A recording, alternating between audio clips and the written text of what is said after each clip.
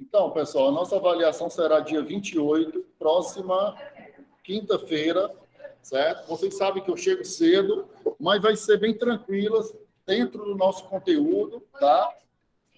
São 7, tá? Ela será somada às outras notas, tá?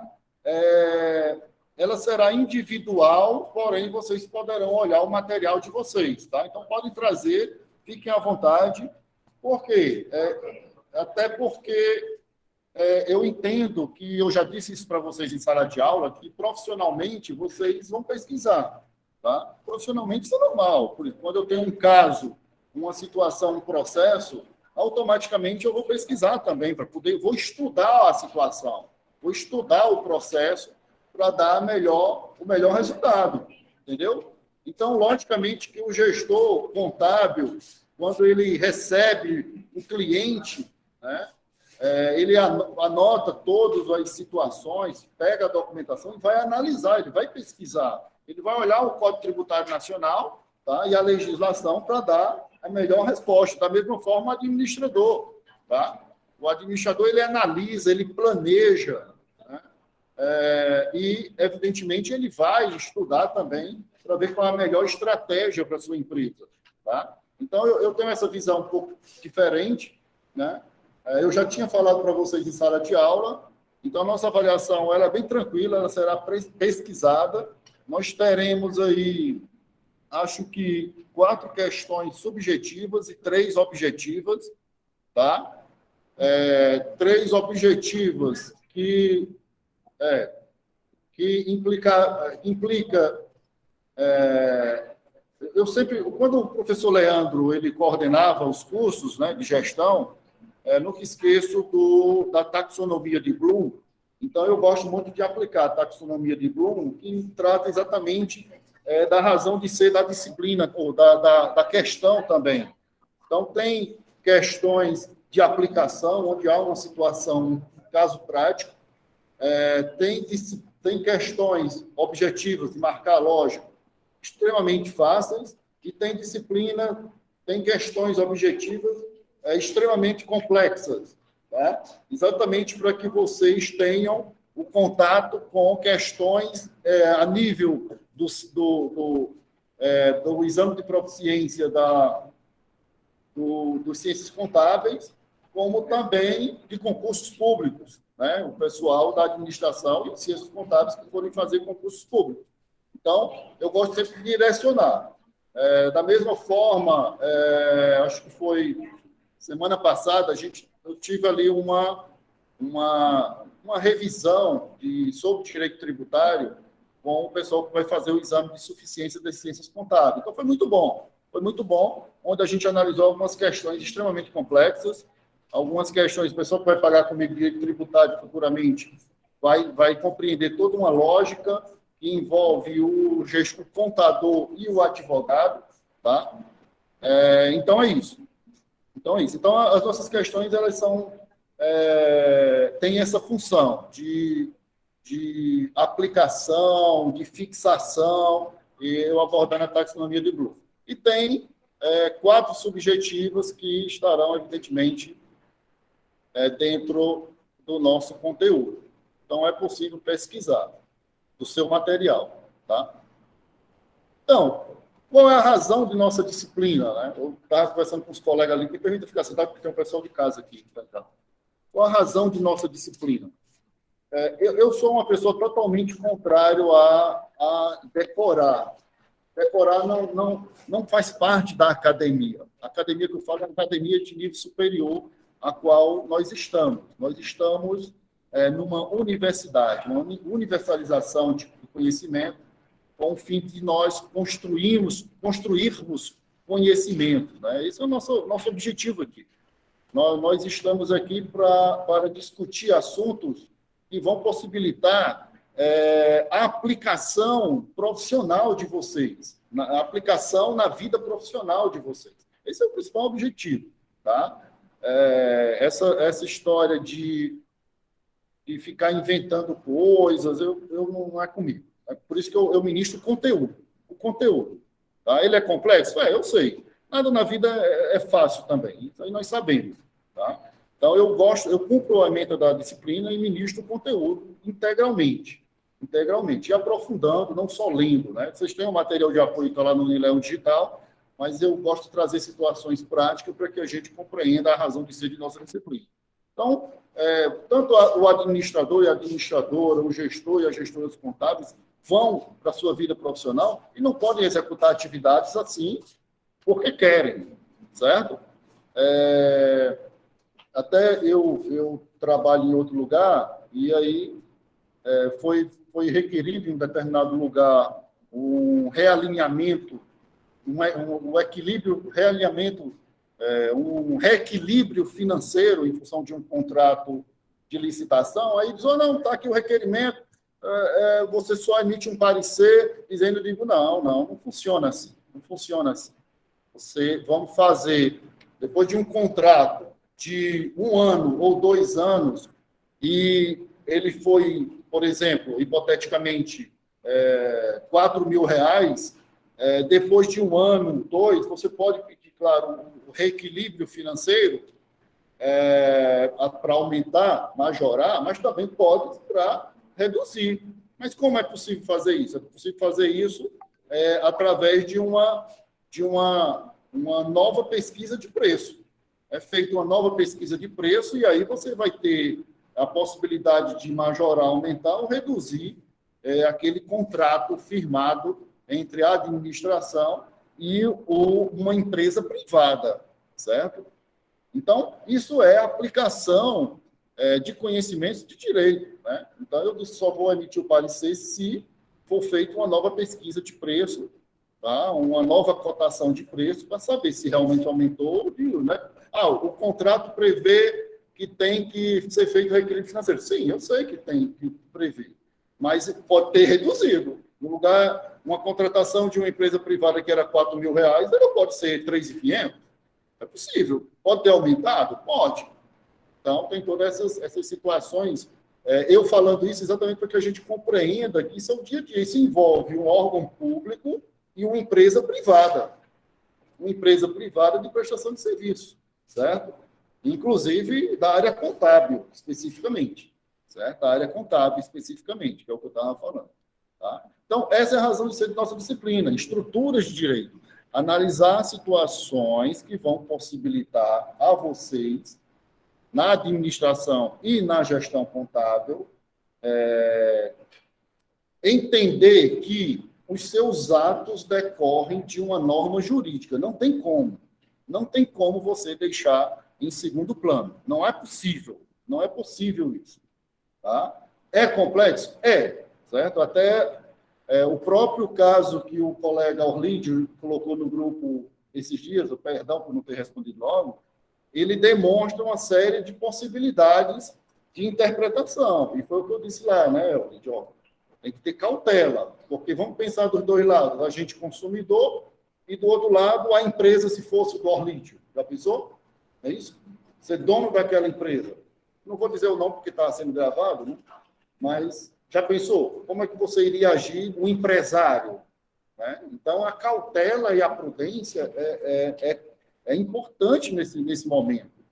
Tá? É importante nesse momento. Tá? Nós sabemos que nessa discussão do CDC, com a defesa do consumidor, o fornecedor é que tem que provar, mas vá munido de situações para que não deixe brechas para que o fornecedor conteste o que tu queres. Entendeu? Vá munido, vá embasado, vá provando também, mesmo não sendo sua obrigação provar algo, você consumidor, porque o empresário de lá para cá contra você, ele vai te bater pesado. A mesma forma, aí eu sempre analiso vocês, pessoal, dos dois lados, né? Vocês, empresários, administradores e gestores contábeis também, serão empresários, se assim o quiserem. Nós vamos ver lá na Constituição das Empresas, certo? Vocês vão bater pesado também. Ora, vocês vão querer ter prejuízo? Não, pô. Não vão querer ter prejuízo. Tá? Então, assim, você tem que analisar dos dois lados, as duas situações. E, automaticamente, aquela situação comprovada gera danos morais, isso aí é indiscutível. Isso é indiscutível. Tá? Mas nós sabemos que só é possível que a gente obtenha uma indenização por danos morais porque existe uma norma, um entendimento que possibilita isto. Tá? E qual é a norma que possibilita isto? O Código de Defesa do Consumidor. Mas por que é que esse Código de Defesa do Consumidor ele possibilita esses meus direitos? Código de Defesa do Consumidor, Código Civil, seja qual for a legislação. Mas por que que ele possibilita isso, certo? Ele possibilita isso. Ele possibilita isso porque essa norma, tanto do Código Civil, que rege todas as questões de direito privado dos administradores de empresas, tá? E na própria constituição das empresas, para os futuros contadores, gestores contábeis, que vão ter que estar por dentro de todos os requisitos para a constituição da empresa lá do direito de empresas, então tem que estar afiado, ou então vai lá e pesquisa, mas sabe onde está, tá? Por que é que isso existe? Isso existe, essa possibilidade, porque é uma norma legalmente constituída. E essa norma, ela é legalmente constituída quando ela é criada por um órgão competente. Quando ela é criada por um órgão competente, tá? Esse órgão competente, ele cria a norma. Ele cria a norma que vai fazer com que vocês, administradoras, administradores, gestoras, gestores, cumpram, todos nós, tá? E para que isto ocorra, este órgão ele tem que ser legalmente constituído, certo? Não pode simplesmente existir uma lei como esta, o CDC e o Código Civil, sem que passe por requisitos, procedimentos, tem que ter procedimentos para a existência dessa norma, certo? E essa norma, ela é emitida por quem? Ela é emitida pelo Câmara Legislativa, pela câmaras municipais, Assembleia Legislativa e o Congresso Nacional. São esses órgãos que validam a existência dessas normas. Tá? São esses órgãos que validam a existência dessas normas. Então, isto é o que a gente denomina de validade dessa norma. Validade dessa norma. Isso de fundamental importância. Fundamental importância. Né? Agora, aí vem aquelas confusões, né? Mas essa norma existe por quê? Essa norma existe em função da própria existência, da própria constituição do nosso Estado brasileiro. Nosso Estado brasileiro, ele é eminentemente positivista, positivado. Está lá na Constituição, ninguém poderá fazer ou deixar de fazer algo, senão em virtude de uma lei. Se não tiver uma lei, se a lei não proibir, então você pode fazer. Tá? Porque o meu direito vai até onde começa o direito do seguinte. Tá? Agora, aí vem as confusões jurídicas. Quais são as confusões jurídicas? A norma positiva diz uma coisa e os tribunais interpretam diferente. Esse é o problema. É que a gente começou com Sara, não é isso? Esse é o problema. Por isso que eu fico postando no grupo algumas atualizações. A norma positiva diz algo e os tribunais interpretam diferente. Agora, isso é possível? É possível, sim. A aplicação prática do que eu estou dizendo. Você vai fazer o Suficiência, Ciências Contábeis, ou concurso, se for o caso. Concurso, se for o caso, na área de administração de empresas, ciências contábeis, tá? Ou mesmo você está na sua empresa que você criou, tá? Mas vamos, primeiramente, analisar do ponto de vista de um concurso ou do exame de suficiência do pessoal das contábeis. Foi o que eu disse semana passada que o pessoal pode fazer o exame. Analisa a questão. Se a questão disser de acordo com a lei, é a lei positivada. Mas se a questão disser de acordo com o entendimento dos tribunais, você aplica o entendimento dos tribunais, senão você vai errar.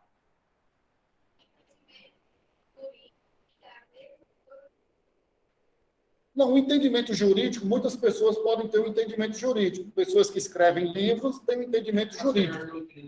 Né? Mas eu diria que o entendimento, as decisões, vamos dizer assim, as decisões dos tribunais, parte de entendimentos jurídicos que elas têm. Está contigo. Entende? Então, assim, é muito... Oi. Jurisprudência são as decisões reiteradas dos tribunais.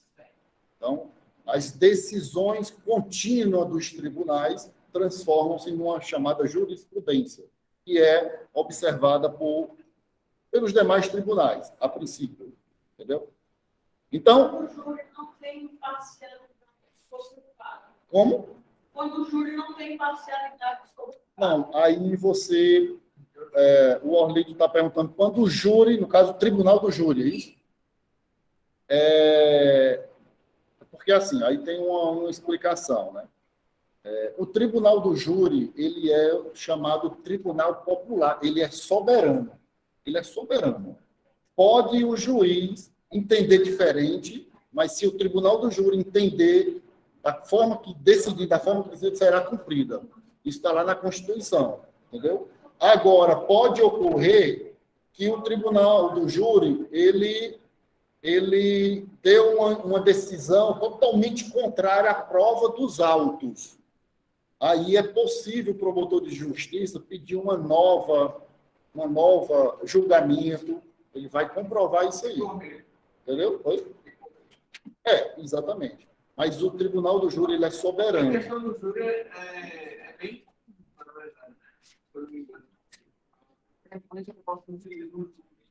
A frequência? Tipo, não é tanto quanto, por exemplo, nos Estados Unidos. Lá é mais frequência. É porque no Brasil ele é restrito a alguns crimes. Lá é mais abrangente. Aqui é crimes hediondos, homicídio, etc. Certo? Mas é soberano, não é possível. Certo, pessoal? Então, veja bem, nós estamos discutindo validade da norma. Uma norma ela é válida quando ela é criada por um órgão competente. Beleza. No entanto, a gente tem que entender que nosso país ele é eminentemente positivista, mas existe essas divergências de entendimento ou interpretações dos tribunais. Aprofundando isso, o que a gente aprofunda aí? O nosso direito ele é romano-germânico, positivista, chamado civil law, e o que está ocorrendo é os tribunais começarem a reinterpretar essa norma e migrar para os chamados precedentes, como ocorre nos Estados Unidos. Então, eu vejo que há uma possível migração do nosso sistema positivista para o sistema de precedentes. Tá? Mas, calma. Aplicação prática. Concurso público, suficiência, pessoal das contábeis, olha o texto. De acordo com a lei, aplica a lei. De acordo com o entendimento dos tribunais, aplica o entendimento dos tribunais. Nossa vida prática como administrador e administrador, gestor e gestor contábil. Fiquem se atualizando. Meu Instagram não tem nem foto, só tem uma, mais algumas mensagens. Eu sigo os tribunais.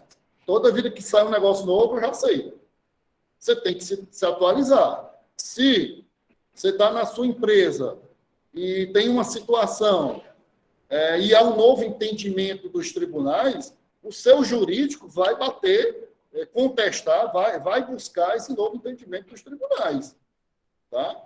Mesma coisa o pessoal das contábeis. Tem que ficar atento à questão tributária. Às vezes sai um novo entendimento, você tem que ficar atento. Tá? Então, a gente deve sempre se atualizar, pessoal. Deve sempre buscar seguir páginas confiáveis que possibilitarão vocês sempre estar conectados no que há de mais novo na área de vocês. Tá? O que eu postei nos grupos, no nosso grupo, tem uma relação direta com a gestão, tanto da administração como gestão contábil. Tá? Isso é muito importante, são coisas atuais. Tá? Então, a validade, ela parte disso, né? Ela parte dessa instituição que vai dizer essa norma realmente existe. Tá? A validade, o pessoal das contábeis, quando estiver comigo lá em direito tributário, vai entender a chamada hipótese de incidência, certo? Existe um possível tributo que vai ser cobrado. Aí, quando eu falo tributo, o que é bom é que o contador ele vai trabalhar a questão de tributos onde? Na empresa privada de vocês, administradores. Olha que coisa interessante, né? Então, essa hipótese, existe um novo tributo. Esse tributo eu vou cobrá-lo? Eu vou cobrar? Não, não vai. Por quê? Porque ele está inerte. Há apenas uma hipótese de incidência. Ele apenas existe no mundo jurídico. Quando é que isso vai ocorrer? Quando houver... Aí o pessoal das contábeis fazia uns memes, né? Quando ocorrer... no momento em que vai ocorrer o vínculo entre o sujeito ativo e o sujeito passivo, no caso, o empresário e o fisco, com o chamado fato gerador da obrigação tributária. Validade. E por que é que, por exemplo, vai ser cobrado um tributo ou vai ser aplicado, você sofreu um dano? Por que é que você vai recorrer ao Código de Defesa do Consumidor ou uma questão contratual, negócio jurídico, vamos ver lá no direito civil, vamos ver ainda. Você vai recorrer ao Código Civil. Por quê? Porque essa norma ela está em vigor. Ela não foi revogada. Ela está vigente. É a vigência da norma. É a vigência da norma. Ela está vigente. Tá? Extremamente importante. Se ela não foi revogada, excluída, não foi extinta do mundo, ela está em vigor. Em vigor. Tá? Isso é de fundamental importância. Por quê? Porque é o que vai tornar legal a execução de uma ação, de uma atividade de vocês. Tá? Então, você firmou um contrato, certo? Hoje, 22/4, certo? Ele segue normas do Código Civil, procedimentos, certo? Requisitos, tá? Requisitos do Código Civil. Tá? Então, por que esses requisitos? Porque ela está vigente, pô. Ela está em vigor. Você, então, conseguiu o cumprimento desse contrato.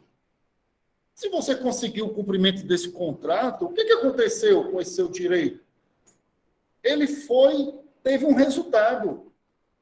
Esse resultado é a eficácia da norma. A eficácia da norma. Por isso que você, na administração, quando conseguiu que esse contrato fosse cumprido, tá? Nós temos aí a eficácia da norma. Ela produziu um resultado efetivo. Olha que coisa interessante para a administração e para as ciências contábeis. Tá?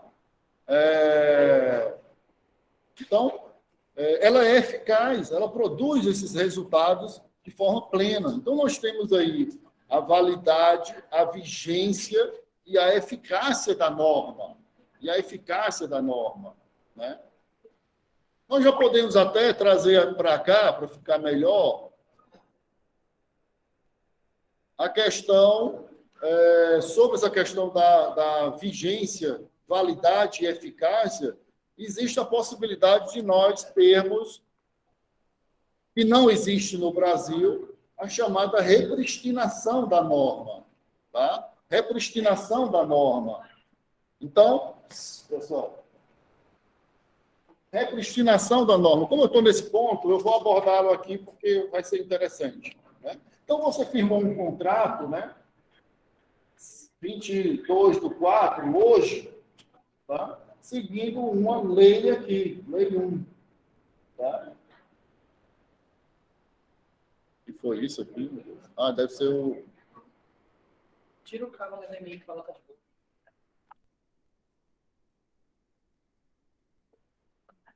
Então, pessoal, vamos dizer, o que é o instituto da chamada repristinação? Repristinação do direito, ele não existe no nosso ordenamento jurídico. Certo? Excepcionalmente, se a norma, sim, o declarar. Então, nós temos uma lei 1, oi? No Brasil, é só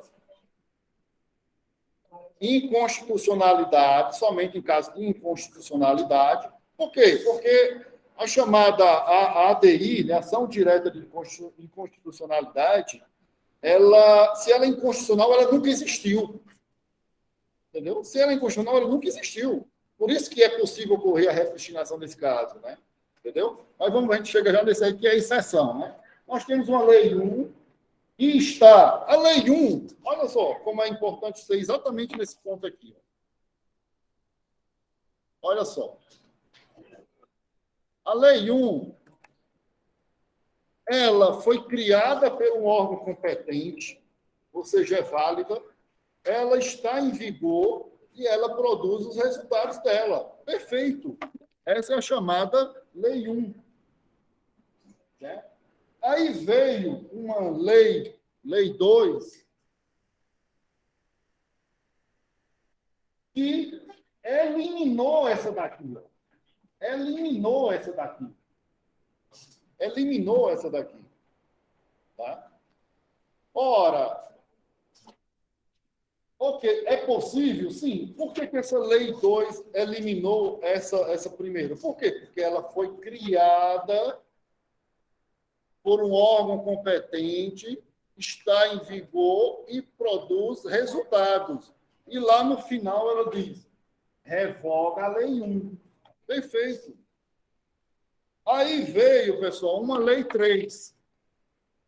Uma lei 3.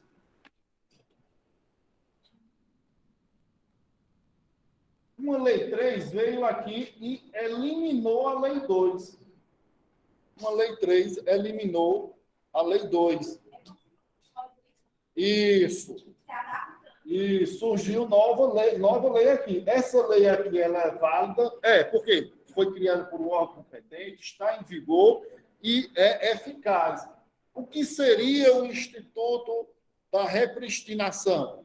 O Instituto da Repristinação, que não existe no Brasil, mas nós temos que abordá-lo, diz o seguinte: se essa lei aqui foi revogada por essa daqui passaria a ter validade novamente. Mas isso não existe no Brasil.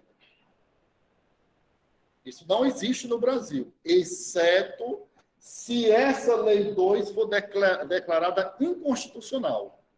Ela foi de encontro à Constituição de 88. Se ela nunca existiu, automaticamente essa tem que valer. Porque essa daqui não podia ter revogado essa, porque ela nunca existiu. Entende? Exceto, é a única exceção.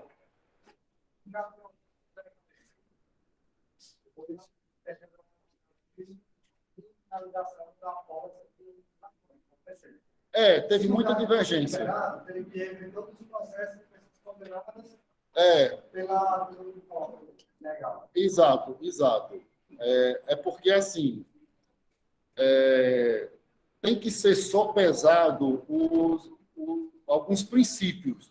Existe o chamado princípio da segurança jurídica, existe todo um desdobramento por trás se fosse excluído. Por que é que o Supremo, por exemplo, demora aí eternidades para julgar algumas restituições de valores aos brasileiros? Tem lá, restituições, correções e tal. Por quê? Porque quando ele der um voto favorável, o país praticamente vai quebrar, né? Porque o poder público vai ter que devolver esse dinheiro. Né? Então, eles ficam tendo que sopesar, né? Sopesar as decisões.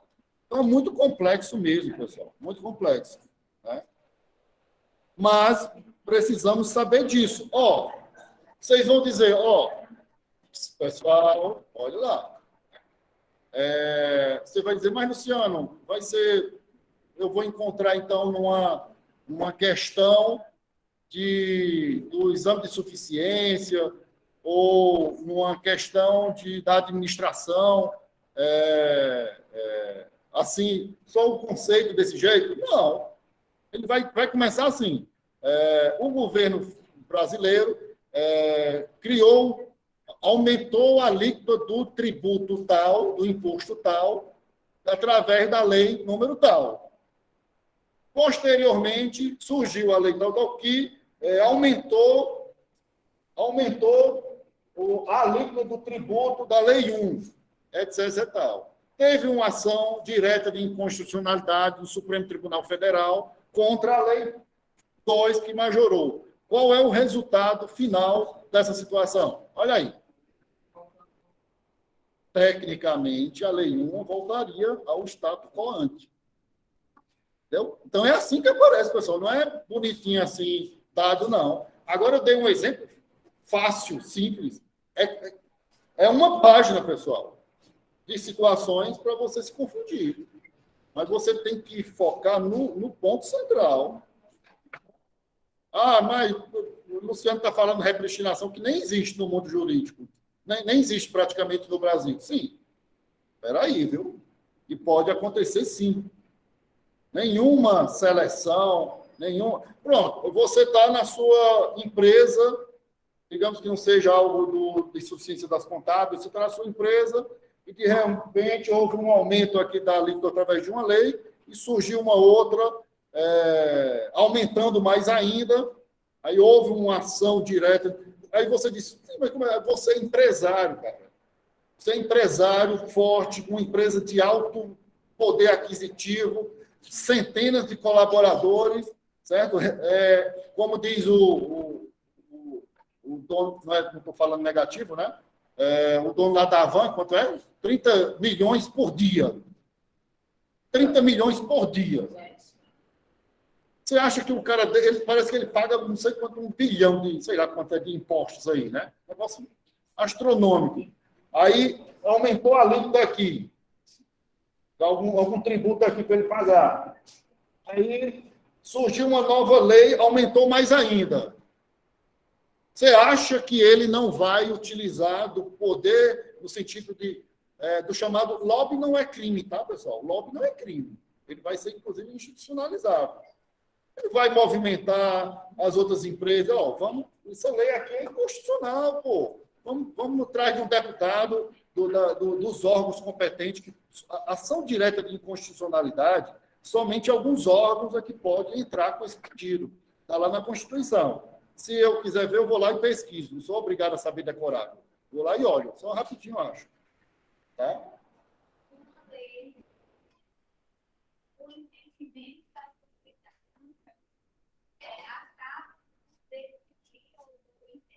Que a letra é inconstitucional. E aí, isso aí não é a sociedade, são algumas instituições que podem entrar. Essa instituição,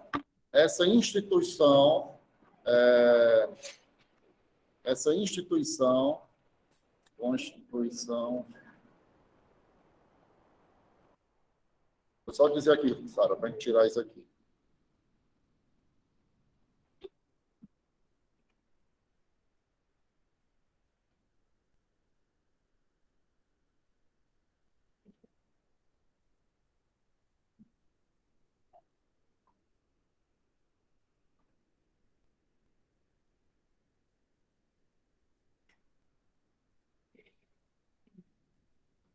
Podem propor. Espera ainda, viu? Deixa eu mostrar para o pessoal de casa.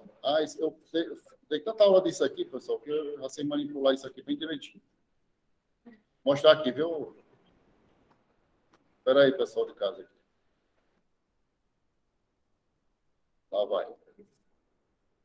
Podem propor ação direta de inconstitucionalidade e ação declaratória de constitucionalidade. do presidente da República, a mesa do Senado Federal, a mesa da Câmara dos Deputados, a mesa de Assembleia Legislativa ou da Câmara Legislativa do Distrito Federal, o governador de Estado do Distrito Federal, o Procurador-Geral da República, o Conselho Federal da OAB, partido político com representação no Congresso Nacional, confederação sindical ou entidade de classe de âmbito nacional. Aí tu acha que ocorreu uma situação dessa, aumentou o tributo para 2 mais. Aí veio uma lei e foi para 5 mais. Você acha que não pode aumentar. Isso é entendimento. Você acha que um grande empresário não vai tentar fazer de tudo de movimentar um desses órgãos para declarar inconstitucional isso aqui? Você pode, é possível. Essa lei é ilegal? É outra questão. Vai depender do entendimento. Ele pode, por exemplo, ele pode alegar que está afetando a questão econômica do país, por aí vai. Entendeu? Ou ele alega, em ações judiciais você pode alegar tudo.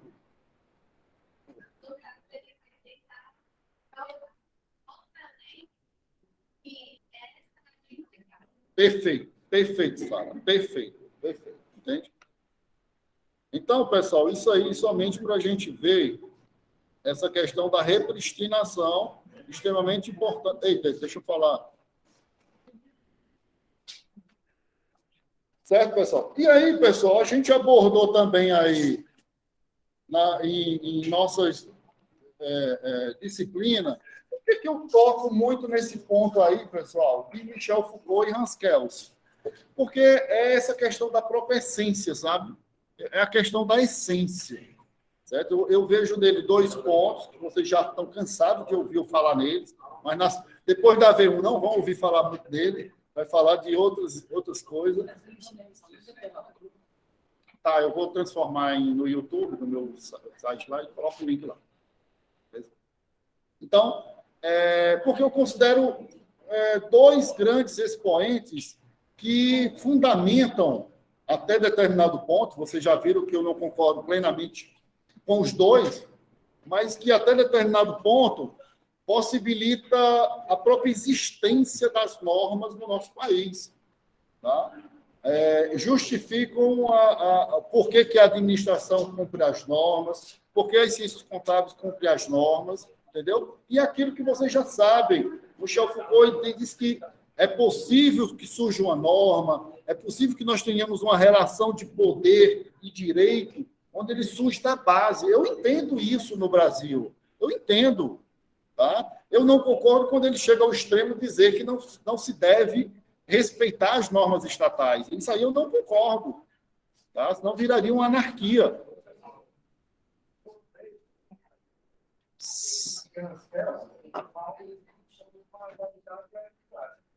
Porque a norma só é válida se o Estado tem poder. Exatamente. Exatamente porque, perfeito, eles se complementam, né? Mas aí eu não concordo esse extremo do pessoal, do Foucault, do Foucault, quando ele diz que tudo bem nasce, mas que não deveriam respeitar as normas estatais. Isso aí eu não concordo, está errado. Porque se a gente concordasse, quebraria isso que tu falaste agora. Né? Então, e aí, assim, se a gente for aprofundar um pouco mais, eu até concordaria se nós estivéssemos num estágio mais elevado de nossa sociedade.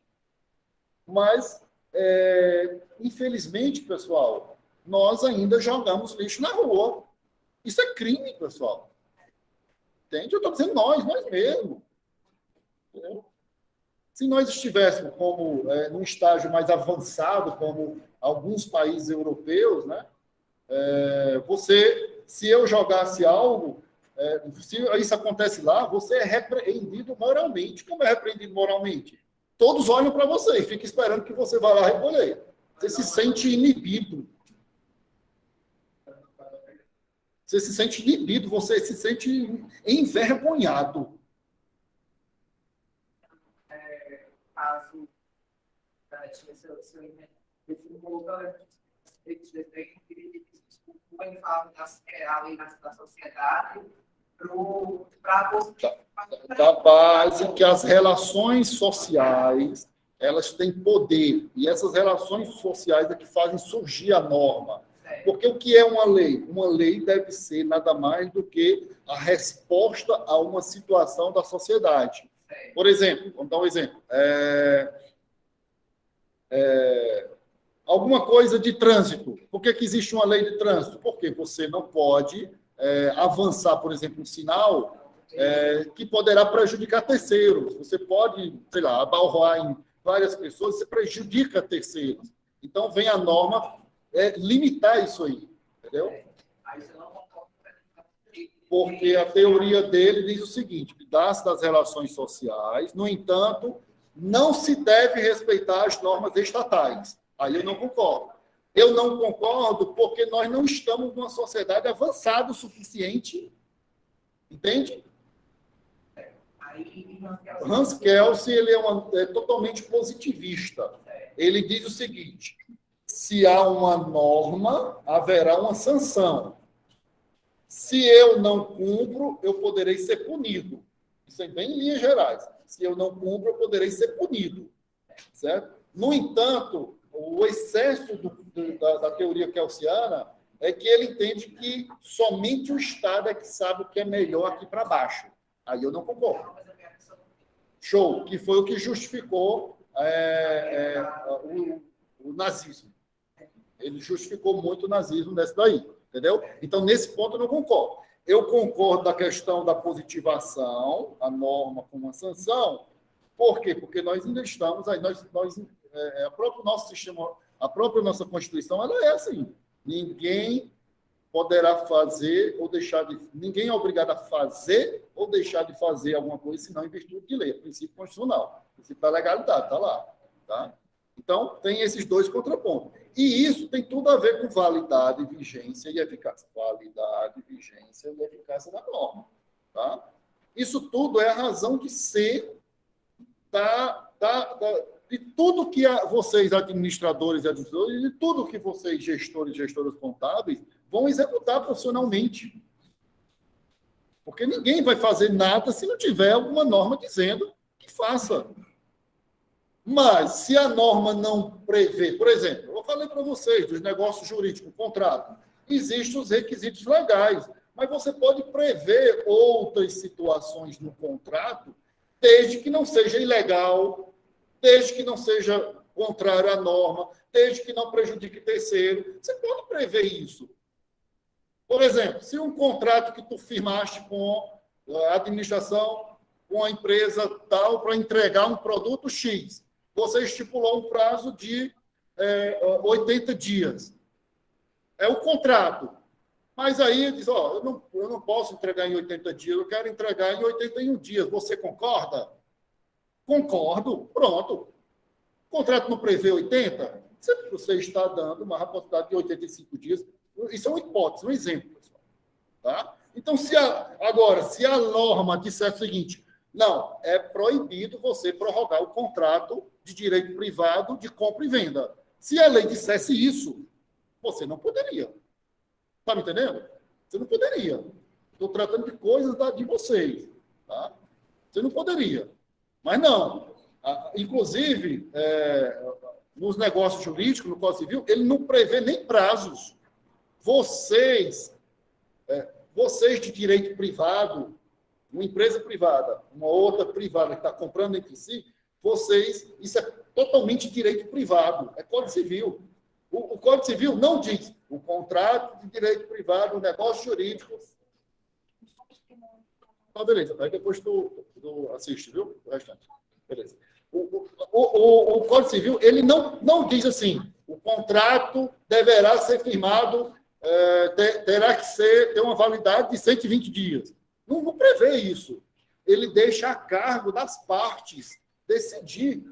Ele deixa a cargo das partes decidir.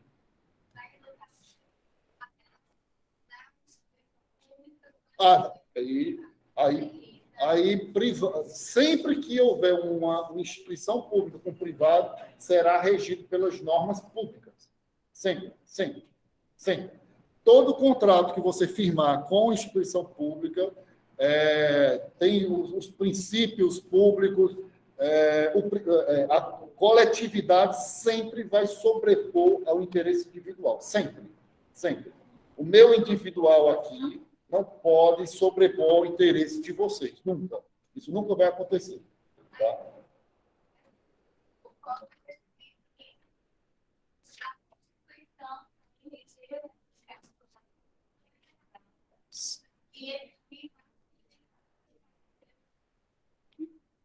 A Constituição é a lei geral que rege tudo. Existe, abaixo da Constituição, várias leis públicas e privadas.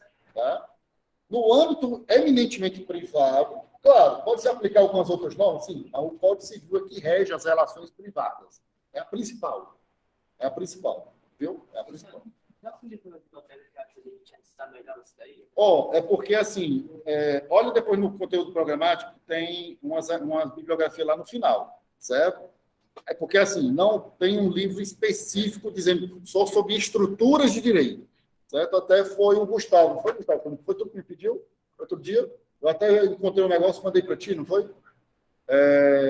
Ele tem por conteúdo, por partes, entendeu? Então, um livro aborda um ponto, outro livro aborda... Porque essa é uma disciplina introdutória que aborda várias situações jurídicas. Entendeu? Eu vou escrever um posteriormente. Rapaz, se esse matéria é introdução, eu nem sei o que fazer. Então, pessoal, bem rapidinho aqui. Interpretação da norma. Tá? Interpretação da norma. E aí a gente está tratando exatamente dessa aplicação, por exemplo, dessa lei, da aplicação de um contrato, tá? Para que ele tenha resultado, para que ele seja eficaz. Então, é possível fazer uma interpretação dessa norma. Tá?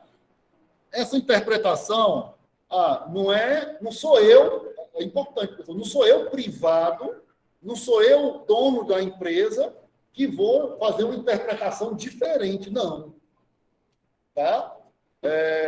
Eu verifico, pessoal, que empresa, gestor contábil, gestor contábil, ele tem uma interpretação dos tribunais um pouco diferente, certo? Porque a interpretação contábil ela sempre será restritiva, em benefício do contribuinte, tá? Mas eu, administrador, eu sempre vou interpretar a norma, um contrato, uma lei, exatamente da forma que ela está lá. Se diz que A mais B é C, é o que está lá. Eu tenho que aplicá-la de forma declarativa. Eu declaro o termo da norma, certo?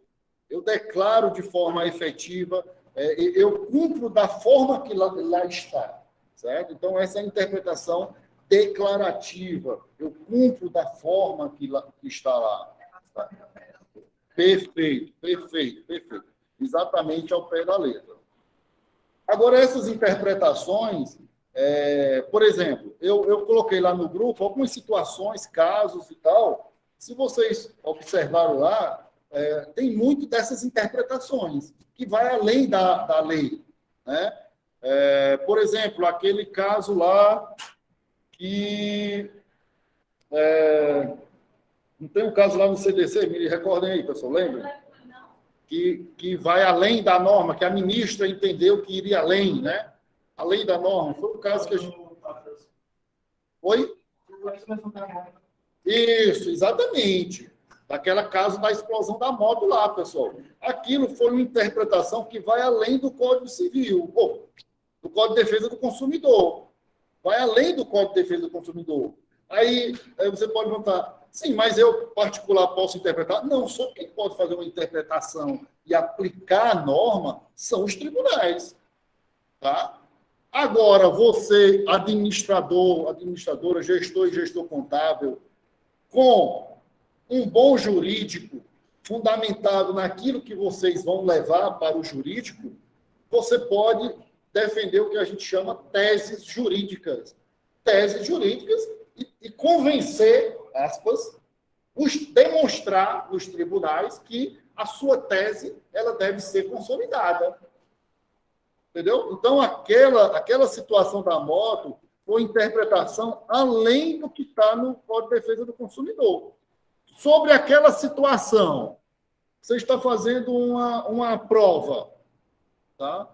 Ou suficiência, ou alguma outra coisa da administração, vocês queiram fazer um concurso público, tá? É isso que eu disse para vocês. Se disser de acordo com o Código de Defesa do Consumidor, você vai aplicar o Código de Defesa do Consumidor. Mas se disser de acordo com o entendimento dos tribunais, vá para o entendimento dos tribunais, porque senão não vai dar certo.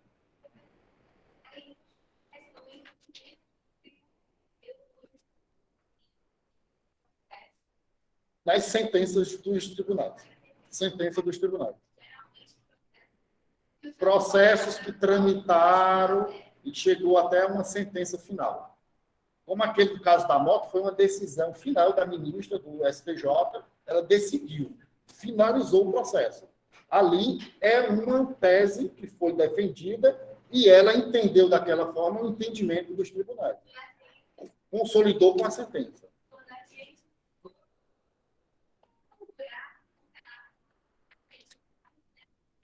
Nos tribunais. Perfeito. Que você entra no site e procura jurisprudências, que vai aparecer tudo lá. Entendeu? Perfeito. E é possível, pessoal, que nós tenhamos uma interpretação dessa norma de forma restritiva, tá? Então, essa é uma aplicação bem afeta e aí a própria doutrina, quando vocês forem estudar, os escritores, eles falam que a norma que é interpretada mais de forma restritiva são as normas contábeis. Tá? Por quê? Porque elas deverão restringir o alcance do Estado voraz que vai em encontro ao patrimônio do contribuinte. Então, há um entendimento dos tribunais que as normas tributárias, elas são normas que devem ser interpretadas restritivamente. Então, quando você vai discutir uma questão tributária, vocês, empresários, empresárias, e o pessoal da contabilidade, automaticamente, quando entrar com essas discussões judiciais, você já vai alegando essa situação, que o tribunal deve interpretar de forma restritiva em prol do contribuinte. Entendeu? Ou seja, não de forma pesada, voraz, para tirar o patrimônio do contribuinte, mas sempre de forma minoritária, menor. Entende? Porque o Estado, logicamente, o Estado é mais, até redundante, né? É poderoso, né, frente ao contribuinte. Certo? Então, tem esses fins, né? E é tudo aquilo, pessoal, que você conquista um direito, certo? E esse direito, necessariamente, ele é incorporado ao seu patrimônio, quando, seja qual for o direito, ele incorporou ao seu patrimônio, isso é o que se denomina de direito adquirido. Tá? Ele será considerado adquirido necessariamente quando um direito ele é incorporado ao seu patrimônio. Tá? Mas ele é conquistado durante o tempo. Mas então ele é de uma luta por esse E a luta pelo direito do Rudolf von Ehring, exatamente. Ele é incorporado. A gente vê muito isso, por exemplo, é comum, questões de aposentadoria. Quando houve essa reforma, ela tem que respeitar o que já foi incorporado ao patrimônio das pessoas, entendeu? Nesse sentido, certo? É mais de forma imaterial, entende?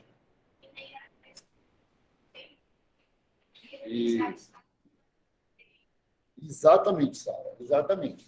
Ou seja, não é algo material, você tem um tempo que foi adquirido, aquilo é interpretado como sendo incorporou ao seu patrimônio, é seu, tá? Houve uma incorporação. Então, isso é que se denomina de adquirido, tá? E nós sabemos que, por exemplo, quando você firma um contrato de compra e venda, isso eu falei demais para vocês, né? De compra e venda na empresa de vocês, tá? E o contador vem, faz os recolhimentos dos tributos, etc, etc e tal, certo? E foi regido por uma norma do dia 22/4 de hoje, esse contrato, certo? E houve uma modificação desses procedimentos amanhã, dia 23/4. Por exemplo, digamos que um contrato aqui, você firmou um tempo para a entrega do produto do serviço de 100 dias, hipoteticamente. Aí não está previsto no Código Civil. Aí amanhã surgiu uma norma dizendo que essas compras e vendas têm que ser em 50 dias. Impõe essa regra. Aí a pergunta é o seguinte: eu tenho que cumprir essa ou essa? Então, a gente viu que tem que ser cumprida essa daqui. Por quê? Porque é um ato que foi perfeito.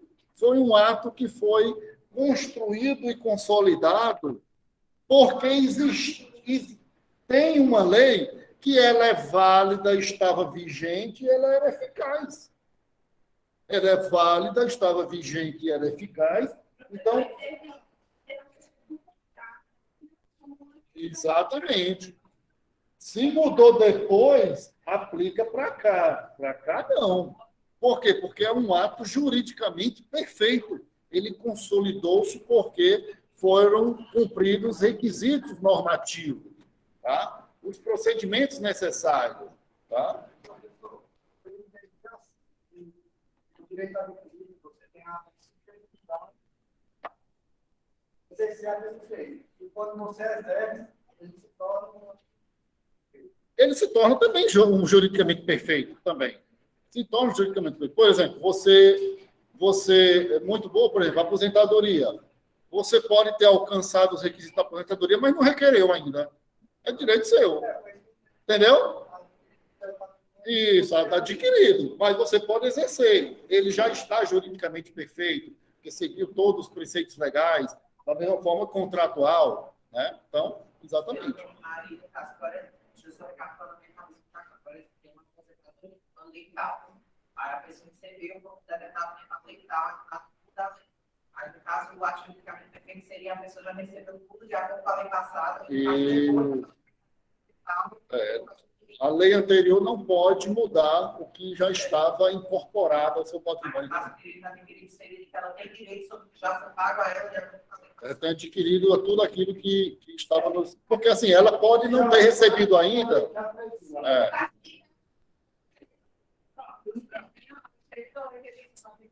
Perfeito, perfeito. Mas, hipoteticamente,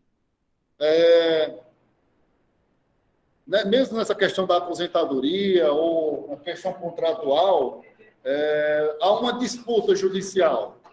Tá? Por exemplo, um contrato privado. Você comprou de uma empresa um produto de uma outra empresa privada, a sua empresa, tá? Para cumprir o contrato em 100 dias. Eles pediram prorrogação. Você disse, não, eu preciso dos produtos em 100 dias, porque meus clientes precisam.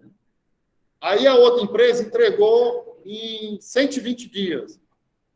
As cláusulas do contrato podem prever, inclusive, multa. Com certeza vai prever multa.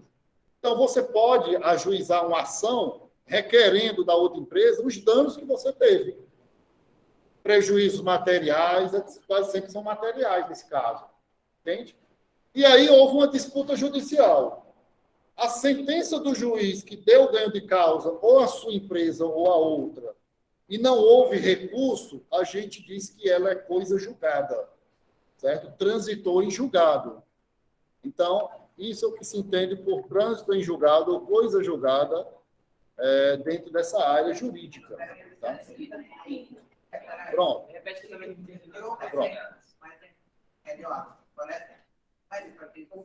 Pronto. Por exemplo, uma empresa A comprou esse pincel da empresa B.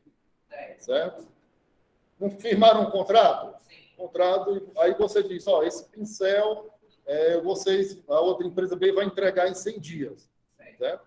Aí a empresa B está correndo contra o prazo. Digamos que 10 dias antes de finalizar os 100 dias, diz, olha, eu não tenho como entregar no prazo de 100 dias. Tem como a gente prorrogar? Aí a empresária diz, não, eu não tenho como prorrogar. Por quê? Porque eu preciso entregar os professores pincéis e, se eu não entregar, a minha empresa A vai ter prejuízo. Aí, a empresa B não entregou nos 100 dias. Entregou 120 dias, 150 dias. Você, logicamente, não é obrigado a receber, não vai receber. O que é que a empresa A pode fazer? Ela pode entrar na justiça contra a empresa B, requerendo indenização pelos danos materiais sofridos. Agora, isso é fundamentado em quê? No contrato de direito privado firmado entre as empresas. Porque existe um princípio de direito privado, você tem que estar muito bem na mente, e é um brocardo latino, que é o chamado pacta sunt servanda. O que foi pactuado no contrato de direito privado deve ser cumprido, a não ser que você abdique desse direito. Ambas as partes cheguem num acordo, mas o que foi no contrato deve ser cumprido. Tá? Por quê? Porque ele é um ato juridicamente perfeito, tudo isso que a gente vem falando. Tá? Quando há essa disputa judicial e o juiz diz, empresa A, realmente você tem razão. Empresa B, pague indenização à empresa A. Se passar 15 dias e a empresa B não recorreu, não apelou para uma instância superior, essa sentença ela é executável, ela é coisa julgada, ela transitou em julgado. Ou seja, a empresa A ganhou e a empresa B vai ter que pagar a indenização. Se a empresa B não pagar a indenização, aí o Estado juiz vai lá e diz, olha, você não pagou? Eu vou tomar o que você tem para pagar. É assim, em bom português. É quando quebra o carro na empresa. Eu deixa eu comprar uma passagem no início da pandemia, aí não deu certo, viagem, a empresa cancelou, só para devolver o dinheiro, certo? Aí a gente foi, processou ela e depois a gente veio ela pagou de volta. É mais ou menos isso, né? Isso, exatamente. Fazer a viagem, só que por causa da pandemia, a empresa cancelou o voo, só que ele não quis devolver o dinheiro, né? A gente foi, processou eles, ganhando. O colega está dizendo que ia viajar. O colega falando que ia viajar antes da pandemia, foi antes ou durante? Não, foi antes. Antes um pouco da pandemia, e a empresa foi e cancelou a viagem dela. Por exemplo, eu ia para casos verídicos. Eu ia para todo ano eu vou para um congresso em Salvador, é um congresso internacional, que é lá na Federal da Bahia e a Justiça Federal. Pessoal, rapidinho, já. Justiça Federal. E aí uma empresa que existia, ela faliu, companhia aérea, ela simplesmente cancelou. A gente chegou de madrugada lá e não tinha. Aí eu perdi tudo lá. E hotel, passagem e o congresso em si. Então a gente entrou com um processo. Essa foi a passagem. Então a gente processou e nós ganhamos. Certo? Ela teve que restituir passagens diárias, ainda pedir danos materiais e danos morais pelo que eu deixei de aprender no Congresso. Entendeu? Deixei de adquirir, que na verdade, é quase que não tem como mensurar financeiramente. Certo? E esse último ponto, pessoal, vocês logicamente sabem, eu não preciso dizer, muito desses que eu falei pode cair ou pode não cair na prova. Mas, com toda certeza, vai cair esse ponto 6, não tenho dúvida disso. Certo? Porque é responsabilidade pelo fato, pelo vício do produto e do serviço, que vocês já estão cansados de falar, né? Que eu já falei demais, né? Não? Né? Mas esse ponto central, pessoal, responsabilidade pelo fato e pelo vício, é porque é o nosso dia a dia, praticamente, né? E todos nós que trabalhamos aí em alguma empresa, né? Responsabilidade pelo fato, mas vocês vão poder olhar, pesquisar, pelo fato que o produto ou do serviço ele extrapola a esfera, ele causa um dano à saúde, tá? Tanto produto como serviço. Se ele causa dano ao produto, causa dano à saúde, então é indenizável. O vício necessariamente é qualidade e quantidade. Qualidade e quantidade, tá? Qual é o ponto central, talvez a diferença básica dele? Você pode dizer, poxa, Luciano, mas não é tudo responsabilidade, a empresa não vai ter que pagar de todo jeito, mas tem um ponto central, pô. O ponto central é a questão dos prazos. Os prazos aqui que vai direcionar qual o tipo da situação. Tá? Então, olha os prazos bem direitinho. Oi.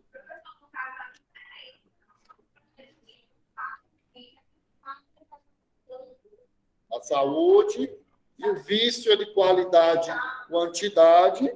No entanto, indo mais além, você pode dizer, mas, Luciano, mas de qualquer forma eu vou ser ressarcido, indenizado. Sim, uma outra diferença é a questão dos prazos. Quando causa um dano à saúde, que é o fato, ou do produto ou do serviço, o prazo é um prazo de prescrição de 5 anos. Quando causa um dano por um vício de qualidade ou quantidade, aí você vai para bem durável, não durável, exatamente. Aí tem lá dizendo, 30 e 90 dias. Entende? Não durável, 90 dias. Né? Não vamos esquecer que está lá dizendo que é do momento que você detecta a situação, né? Exceto, logicamente, corre o vício, né? A situação, o defeito, né? Aí, igual eu fui comprar, eu não sei se eu disse aqui, eu fui comprar um negócio ali numa loja X, né? Um equipamento, um produto, aí eu acho que o rapaz nem não sabe nem por que ele faz aquilo. Ele abriu a caixa, tudo, tá bem, tá tudo ok? Ele tá. Aí eu fui e disse, aparentemente não há defeito, desde que não tenhamos um vício oculto, não é verdade? Aí ele ficou assim me olhando, porque assim, aparentemente, o equipamento, o aparelho, é um aparelho, é até um ventilador, normal, um ventilador de teto, com várias luminárias assim, que eu vou colocar no meu escritório, lá na minha casa. Achei bacana, bonito. E aí ele abriu, olhou as peças, eu digo, aparentemente não está amassado, mas se não tiver nenhum vício oculto, porque eu vou saber quando? Eu vou ligar, né? É lógico. Né? Aparente, eu assinei, mas aí quando eu não sei se ele está funcionando, ele não ligou na energia para funcionar, né? Só quando eu for ligar ele aqui, eu vou saber. Se ele não funcionar, nós temos aí um vício de qualidade. Entende? Aí começa o prazo. Né? Oi. E as malas foram extraviadas. É responsável. CDC na hora. A gente teve que comprar roupa, passar tudo lá. A gente pode produzir um serviço e aí. A companhia é responsável. Eu viajei para fora do país, é impressionante. Eu só tinha algumas conexões e, fui para Buenos Aires. Eu passei 2 anos lá estudando e aí você sair aqui do Juazeiro e você coloca a bagagem e só receber lá em Buenos Aires. Você nem vê. Pessoal,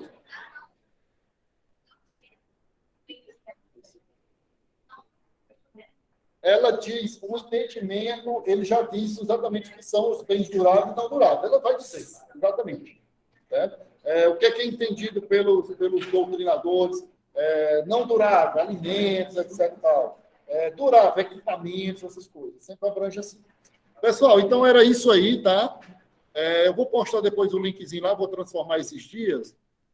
Já sabe que nossa avaliação é isso aí, pessoal. Não é negócio de decorar, não. Hã? Não, é isso. Não tem porquê. Agora, sim, você tem que ler, interpretar bem direitinho, tá? Mas vai dar certo, vocês vão ver. Pessoal de casa aí, belezinha, pessoal, depois eu posto o vídeo aí. Pessoal, alguma pergunta, alguma coisa, eu vou fazer a frequência de vocês, fique tranquilo. Na atividade cuidado, você não se perde, vai dar os exemplos. Cai dos artigos, você na casa Isso. você vai cair Você pode, se for o caso, assim, não vai ter nada para ser decorado, não. Não existe isso. Não tem que decorar, não tem que decorar artigo, pelo amor de Deus. Isso É nunca. que nem a prova de... Leia e entenda, que é isso que eu falei aqui. É que nem a prova de economia que vai colocar assim. Não, aí também é demais. Vou parar aqui a gravação. Oi. Oi.